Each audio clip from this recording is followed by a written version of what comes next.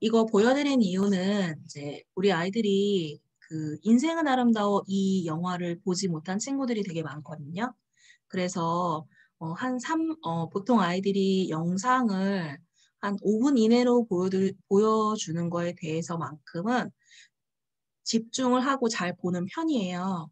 너무 많이 보여주시면은 좀 지루할 수 있고 또 글쓰기 시간이 확보가 안 되기 때문에 한 5분 정도 되는 영상을 좀 보여주시면서 이 글을 먼저 읽어보고 나서 아이들한테 이 이야기는 1930년대에 그 귀도라는 아빠가 있는데 그 아빠가 자신의 아들 조슈아를 보호하기 위해서 그래서 어쩔 수 없이 하는 하얀 거짓말에 관련된 영화야.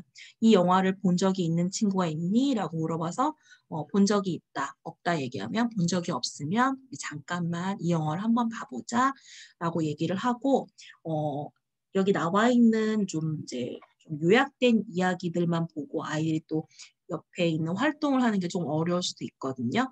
그러니까 사실 이 영화가 아이들이 봤을 때도 조금 어려울 수도 있고 어른들이 봤을 때도 어, 이해한다면 이해할 수 있고 이해할 수 없다면 이해할 수 없는 만큼 깊이가 있잖아요. 그래서 아이들한테 조금 더 요 포커스에 맞는 부분을 찾아서 보여주시면서 수용소라는 상황이랑 그다음에 그 2차 세계대전이라는 약간의 상황을 조금 설명해 주면서 그때 왜 이 아버지가 이렇게 할 수밖에 없었는지에 대해서 간략하게 설명하시면서 옆에 있는 활동을 하시면 될 것 같아요. 자, 51페이지. 영화 속의 주인공 기도는 아들 조슈아에게 어떤 거짓말을 했나요? 라고 했어요. 자, 아들에게 우리 수용소에 오게 됐고 너랑 나랑 갇혔어. 우리 못 나가. 이렇게 말할 수 없죠, 아버지는. 그래서 어떻게 얘기합니까? 우리 여기에 온 거는 게임하려고 온 거야. 그런데 이 게임에서 우리가 만약에 먼저 1000점을 얻으면 너는 상품으로 탱크를 선물로 받을 거야. 라고 얘기해. 그러니까 뭔가 미션을 수행하는 거라고 생각해서 아들 조슈아는 이 공간이 무서운 공간이 아니라 굉장히 재밌는 공간이라고 생각을 하죠. 2번, 귀도가 아들에게 거짓말을 한 이유는 무엇인가요? 어른도 수용소에 끌려가면 언제 죽을지 모른다는 공포에 두려워할 수 있는데 어린아이가 그런 곳에 있으면 심리적으로 많이 불안할 수 있잖아요. 그래서 아이가 두려움에 떨까 봐. 그다음에 아이가 막 돌아다니고 뛰어다니고 소리 지르고 이러면 어떻게 돼요? 도기군의 눈에 띌 수 있기 때문에 아이를 보호하기 위해서 숨기려고 그런 이유를 이제 아이들이 찾게 하고요. 3번, 귀도의 거짓말에 대해서 어떻게 생각하는지. 자, 아버지가 아들을 지키기 위한 거긴 하지만 어쨌든 이 상황을 게임을 하는 거라고 얘기하고 어, 선점을 받으면 탱크를 받을 수 있다는 거짓말을 했는데 이거에 대해서 어떻게 생각하니라고 물어보고 자, 어떤 친구는 이 상황은 정말 어쩔 수 없는 상황이었을 것 같다. 전쟁이고 무서웠을 것 같은데 아빠 덕분에 무섭지 않게 지낼 수 있었을 것 같다라고 이야기하는 친구도 있을 것 같고 아니면 어떤 친구는 그래도 아빠가 거짓말하는 거는 좀 옳지 않다고 생각한다. 솔직하게 얘기해 주면 좋겠다라고 생각하는 의견을 가진 친구들도 있을 수 있어요. 각자 자기가 왜 그렇게 생각하는지 이유를 써주도록 합니다. 자, 52페이지. 다음 만화를 보고 물음에 답하세요. 그림을 쭉 보고 나서 김지훈 뭐 하는 거야? 화단이 망가지잖아. 그랬어요. 선생님이 오셔갖고 누가 그랬니? 라고 했더니 어떻게 했어요? 못 봤어요. 라고 얘기해요. 왜냐하면 내가 이르게 되면 친구인 지윤이가 혼날 것 같아서요. 근데 지윤이가 이렇게 말하죠. 영웅이가 이르는 줄 알고 조마조마했어요. 그래도 의리는 있는 친구예요. 자, 이렇게 선생님을 속이는 행동이 되었는데 이게 이르는 행동, 이게 의리 있는 행동으로 지금 생각하고 있어요. 지윤이는. 자, 영웅이가 선생님께 거짓말을 한 까닭은 무엇입니까? 이거 써주고요. 영웅이가 한 거짓말은 이게 하얀 거짓말일까요? 아닐까요? 물어보는 거죠. 자, 하얀 거짓말이라고 생각하는 친구들은 친구를 위해서 한 거짓말이기 때문이다라고 쓸 것이고 하얀 거짓말이 아니다라고 생각하는 것은 지윤이의 행동은 잘못된 행동인데 그것을 숨겨주었고 선생님을 속였기 때문에 나는 하얀 거짓말이 아니라고 생각한다라고 말할 수 있겠죠. 자, 3번. 영웅이가 한 거짓말로 인해 어떤 일이 생겼을까요? 자, 지금 선생님께서는 어느 누군가는 분명히 이것을 했다라고 생각하는데 지금 서로 못 봤다고 하고 있는 상황이에요. 그랬더니 너희들 모두 끝나고 정리해라고 하셨어요. 그러면 자, 지훈이가 한 행동에 대해서 책임을 누가 지는 거죠? 모든 친구들이 져야 되는 거예요. 이렇게 되면 선의의 피해자가 생기는 거죠. 결국 거짓말로 인해서 여러 친구들에게 피해를 줬다라고 써주면 이제 맞다라고 하시면 돼요. 자, 하얀 거짓말에 대해 54페이지. 하얀 거짓말은 어떤 거짓말이라고 생각하는지 그리고 하얀 거짓말을 하는 것에 대한 자신의 생각을 한번 써보세요 라고 했어요. 자, 하얀 거짓말이란 나쁜 의도를 가지지 않고 오직 다른 사람을 위해 하는 거짓말을 말한다. 나는 때로는 하얀 거짓말이 필요하다고 생각한다. 우리가 늘 진실만을 말한다면 때로는 그것으로 인해서 상처받는 사람도 있기 때문이다.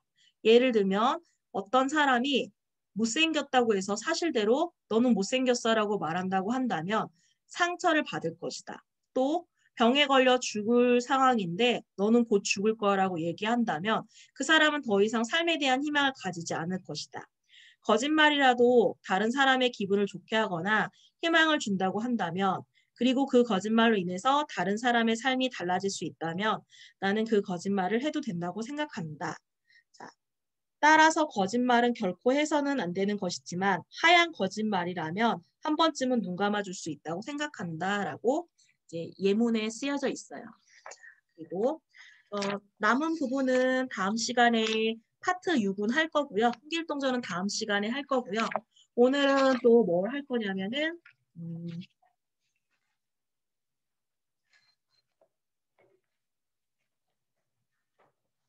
원고지 사용법이랑 그 다음에 워크북 할 거예요. 자, 지금 시간이 39분이니까 조금 빨리 해야 되겠네요.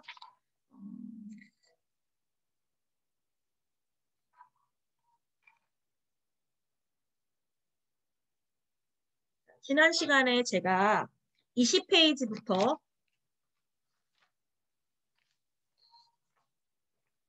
27페이지까지 과제를 내드렸어요. 자, 선생님들 해오셨나요? 손 표시해 주시겠어요?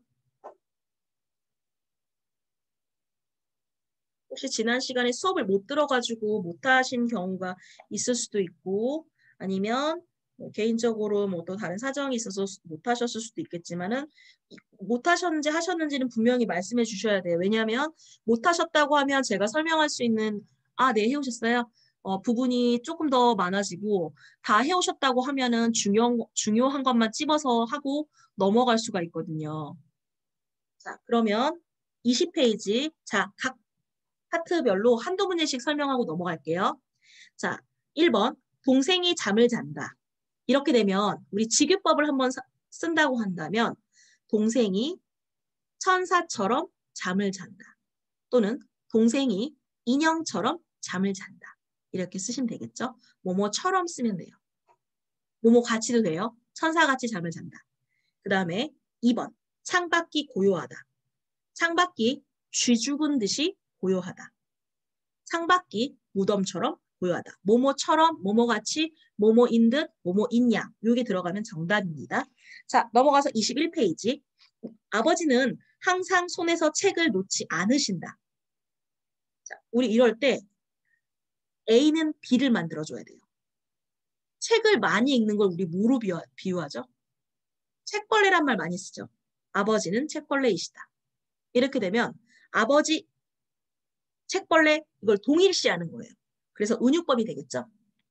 아버지 책벌레. 그 다음에 우리 삼촌은 나무를 웃게 만드는데 소질이 있는 분이에요. 자, 이럴 때는 우리 삼촌을 뭐에 비유할 수 있을까요? 남 웃기는 직업 뭐 있죠? 개그맨도 있죠. 그러니까 이럴 때는 이렇게 써주면 되겠죠. 은유법을 쓴다고 하면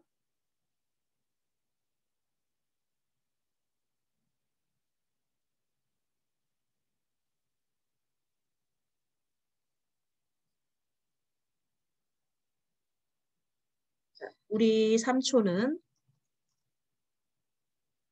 남을 웃게 만드는 데 소질이 있다. 이렇게 되어 있으면 이것은 그냥 문장이죠.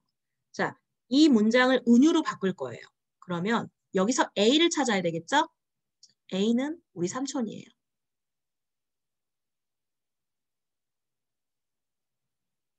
그 다음에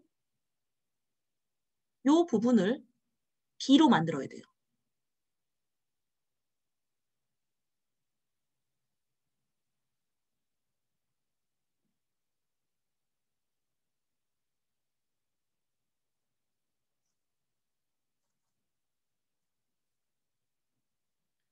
남을 웃기는데 소질이 있다. 이 B는 뭐가 나올 수 있을까요? 자, 예를 들면 개그맨. 그래서 여기다가 우리 삼촌은 개그맨.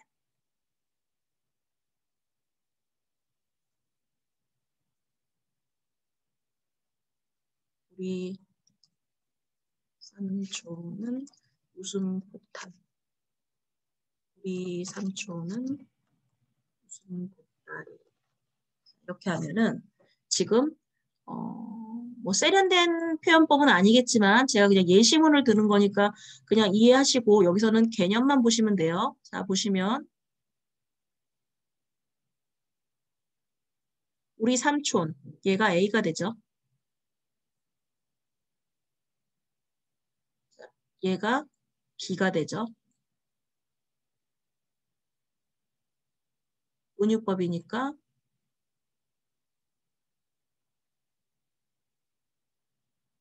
은이 들어가야 되겠죠. 뒤에는 뭐뭐 다나 이다라고 나오면 돼요. 안 나와도 돼요. 안 나와도 상관없어요. 이렇게 나오면 자, 우리 이럴 때 문장의 구조를 자세히 봐주세요. 굉장히 유사하죠?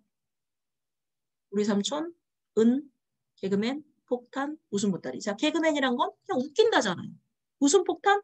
그 사람만 오면 웃음이 터진대요. 웃음 보따리? 열었더니 웃음이 나왔어. 그러니까 아, 남을 웃게 만드는 소질이 있다. 연관이 있죠. 이렇게 해서 이게 이제 은유법이 되는 거예요. 그 다음에 단풍은 5갈래로 갈라져 있다.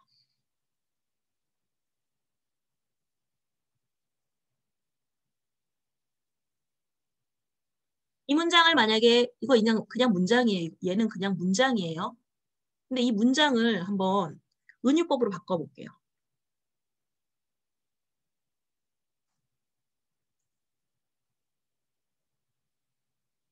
이렇게 되면 우리 단풍은 이렇게 되죠.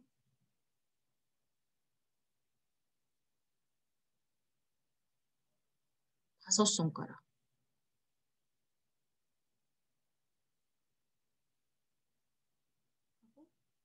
얘가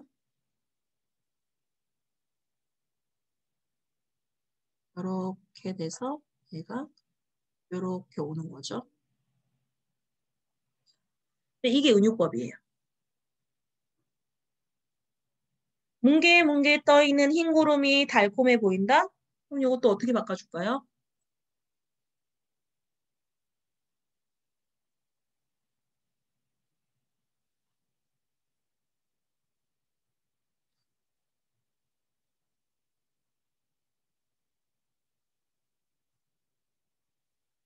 이런 문장이 있으면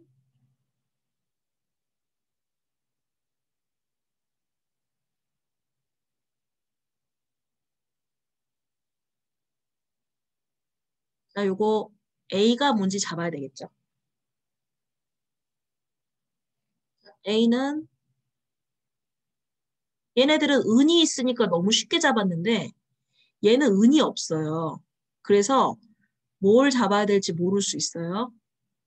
그러면 그럴 때는 원래 말하고자 하는 바가 뭐냐는 거예요. 바로 구름이라는 거죠. 구름이에요, 구름. 얘가 이렇대요. 달콤하대요. 자, 우리 달콤한 거 뭐 있죠? 연상해 보세요. 근데 그게 구름이래요. 그럼 딱 떠오르는 건 뭐죠? 흰구름은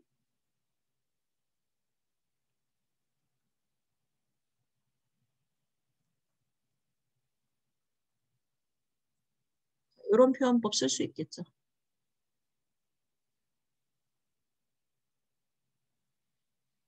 이렇게 하면 은유법이 될 수 있습니다.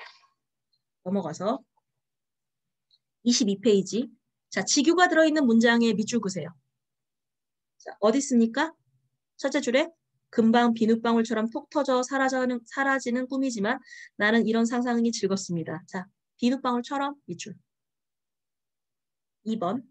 그러면 거기 옛 이야기 속에 장사처럼 밑줄. 3번. 셋째 줄에 마치 아기를 안아주는 어머니의 손길처럼 밑줄. 23페이지. 은유 표현이 들어있는 문장에 밑줄 그으세요. A는 B이다 구조 찾아보세요.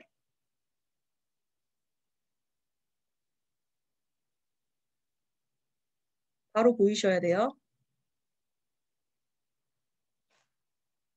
제가 방금까지 설명해 드렸으니까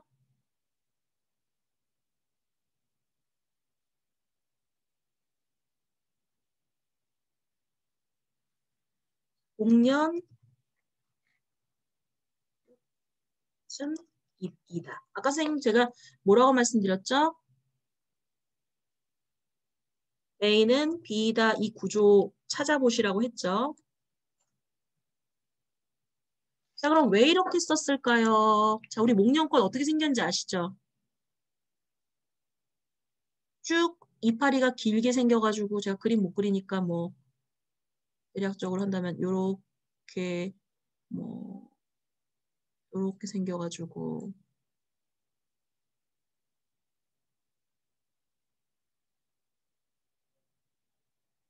이렇게 또 생기고 이렇게 생겨가지고 목련꽃이 이렇게 돼 있잖아요. 이게 벌어지는 것 같은 느낌이 들죠? 확 피잖아요, 나중에. 처음에는 요게 이렇게 생겼어요. 이렇게 생겼다가 이렇게 자목련 이렇게 생겼죠. 그러다가 얘가 이렇게 돼서 요게 나중에 꽃대가 툭 떨어지죠. 그래서 이게 마치 입을 벌리고 있다. 그러니까 벌린 입처럼 이렇게 돼 있다는 거죠. 비유하는 거죠. 그래서 목련꽃 A, 목련꽃 A. 자, 그럼 입이라는 것은 벌어졌다. 이런 뜻이겠죠? 벌어진 것을 입이라고 얘기하는 거고. 그럼 웃음이다는 왜 웃음이다 했을까요? 우리 웃음꽃이 피었습니다 말 들어보셨죠? 그래서 목련꽃이 피었습니다라는 뜻을 비유해 놓은 거죠. 은유적으로. 그래서 이게 맞겠고. 그 다음 두 번째 거. 밤은 푸른 안개에 쌓인 호수.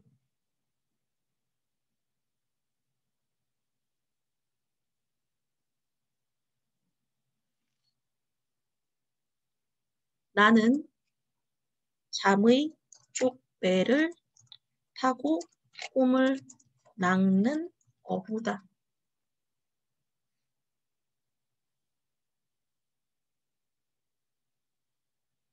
이렇게 되면 얘도 너무 구조가 쉽게 보이죠? 밤은 그랬으니까 밤 A.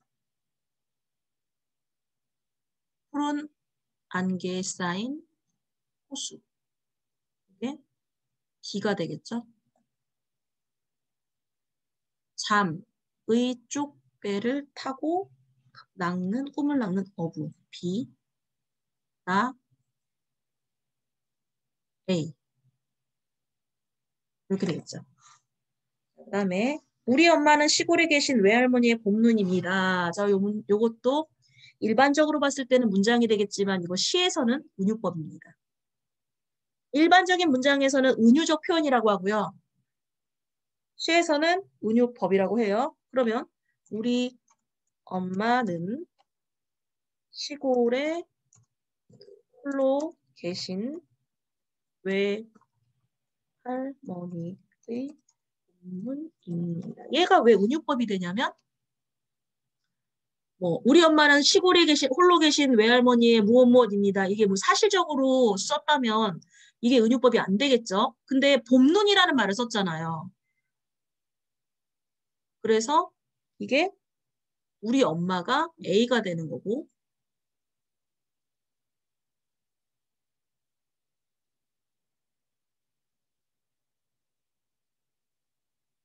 그다음에 시골에 계신 외할머니의 봄눈. 요게 B가 되는 거예요. 넘어가셔가지고 가을. 가을. 엄마 마음처럼 풍성한 가을. 엄마 마음처럼. 그 다음에 가을은 자연의 마음이다. 이렇게 하면 A는 B. 지교. 화살같이 빨리 가는 시간. 그 다음에 은유. 시간은 돈이다.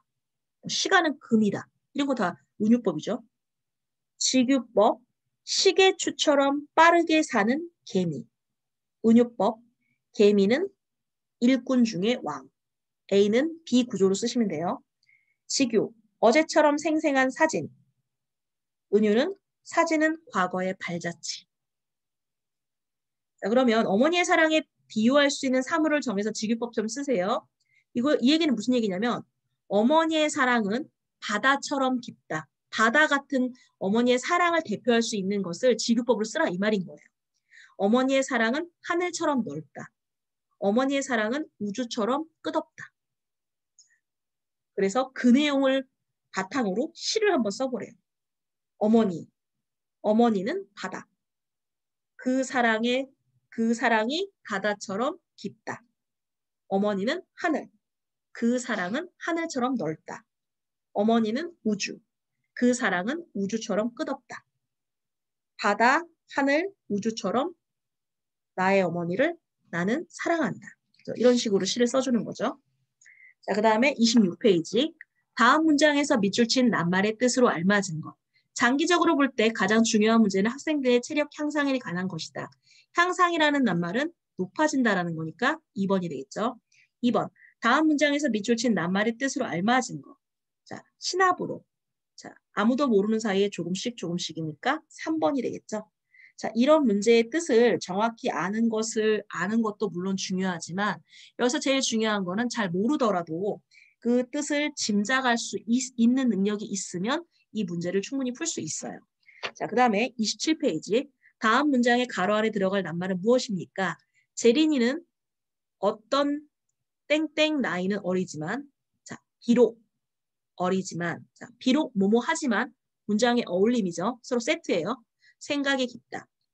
다음 문장에 가로 안에 들어갈 낱말은 친구들이 추천해준 영화를 보았는데 나는 재밌지 않았다. 여기서 재밌지 않았다니까 절대로 은근히 만약에 아무리 그다지 자 여기서는 그다지 재밌지 않았어 라고 이렇게 문장이 이어져야 되겠죠. 뭐뭐 했는데 뭐뭐 하지 않았어 라는 말이 나왔으니까 그다지가 들어가야 되겠죠. 자 그러면 다음 시간에 해야 될 거를 조금만 숙제를 내드릴게요.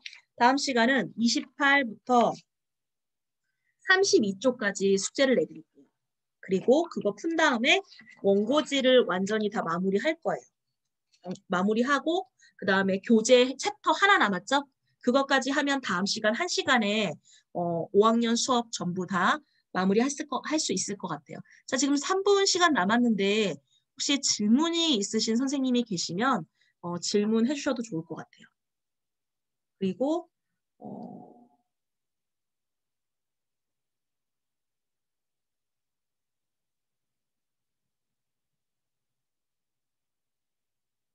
제가 오늘 얘기했던 것 중에 좀 궁금하신 게 있으시면 물어보셔도 되고요.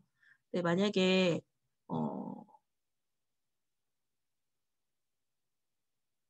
공개적으로 물어보는 게 좀 부담스럽다 하시면 어, 내일 제가 또 끝날 때 뭐 제 메일 주소를 알려드린다던가 해서 궁금하신 거 물어보실 수 있게끔 그렇게 해드릴게요. 아, 네. 선생님 말씀해 주세요.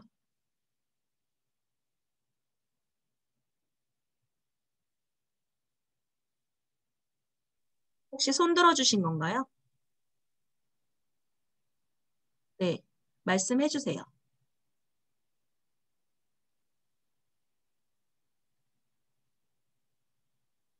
지금 음소거가 되어 있어서 지금 선생님 목소리가 안 들리는데 음소거 해제해 주시고 제가 해제 요청 드렸거든요.